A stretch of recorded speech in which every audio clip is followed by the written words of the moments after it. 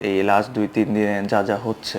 দর্শক, জিম্বাবুয়ের বিপক্ষে খেলতে আইপিএল থেকে মুস্তাফিজুর রহমানকে ফিরিয়ে আনায় বিসিবিকে একই ভয়ঙ্কর কথা বললেন তামিম ইকবাল খান। বিস্তারিত থাকছে পুরো ভিডিও জুড়ে। দর্শক, এবারে আইপিএলের শুরু থেকে দারুণ ফর্মে ছিলেন বাংলাদেশের কাটার মাস্টার মুস্তাফিজুর রহমান, কিন্তু আইপিএলে মাত্র 9 ম্যাচ খেলে এবারে আইপিএল শেষ করেছেন তিনি। বাংলাদেশ ক্রিকেট বোর্ড থেকে দেওয়ার সময় শেষ হওয়ায় দেশে ফিরেছেন তিনি। দর্শক, 9 ম্যাচে 14 উইকেট নিয়ে উইকেট শিকারীদের তালিকায় বুমরার সমান উইকেট নিয়ে আইপিএল শেষ করেছেন তিনি।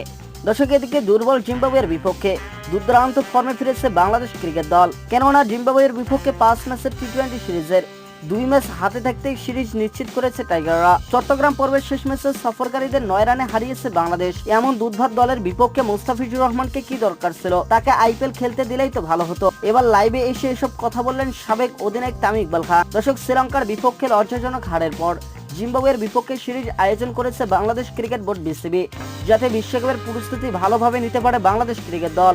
যে দুর্বল জিম্বাবুয়ে 50 রান করার আগে 7 উইকেট হারায়, সেই জিম্বাবুয়ের বিপক্ষে খেলার জন্য মুস্তাফিজুর রহমানকে দেশে ফিরিয়ে এনেছে বিসিবি। তাই তো এবার খেপেছে সাবেক অধিনায়ক তামিম ইকবাল খান। তিনি বলেন, জিম্বাবুয়ের বিপক্ষে প্রস্তুতি নেওয়ার চেয়ে না খেলে বিশ্বকাপ খেলাই ভালো হতো টাইগারদের জন্য। বিশ্বকাপের আগে এমন কোন দলের বিপক্ষে খেলা উচিত ছিল যারা প্রতিদ্বন্দ্বিতাপূর্ণ ক্রিকেট খেলতেই পারে না। তিনি আরো বলেন, জিম্বাবুয়ের ব্যাটাররা তো মাঠে দাঁড়াতে পারে না। এমন জিম্বাবুয়ের বিপক্ষে মুস্তাফিজুর রহমানকে দেশে ফিরে আনা একদমই বিসিবির বোকামো হয়েছে। এই সিরিজে মুস্তাফিজুর রহমানের কোনোই প্রয়োজন ছিল না। তাকে আইপিএল খেলতে দিলে সে বিশ্বকাপের প্রস্তুতি ভালোভাবে নিতে পারত। দর্শক, তিনি বলেন, মুস্তাফিজুর রহমানকে দেশে ফেরানোটা বিসিবির একেবারে ভুল সিদ্ধান্ত।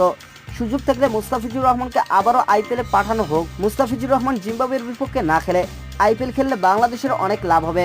তো দর্শক, আপনিও কি তামিম ইকবাল খানের সাথে একমত? জানিয়ে দিন আমাদের ভিডিওর কমেন্ট বক্সে।